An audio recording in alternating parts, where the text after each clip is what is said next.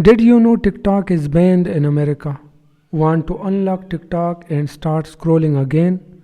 Let's dive into 3 quick and easy methods to access TikTok in the US.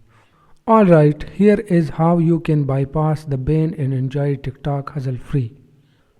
Method 1. Use the Opera browser mobile version. First, to download and install the Opera browser on your phone. Now, try opening TikTok. It's still blocked, right? No worries, go to the browser VPN setting, change the location to Asia,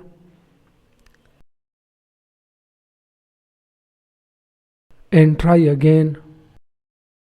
Boom, TikTok is back. If you don't like this method, use the method number 2. Use a VPN app. If you are more into apps, download a reliable VPN app where locations like Asia or Africa are free.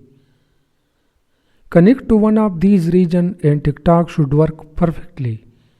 If TikTok is not banned in the UK, you can also use a UK VPN for this method. Method number 3. This method is for PC users. This one is similar to the first method.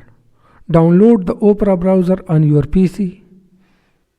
Enable the built-in VPN.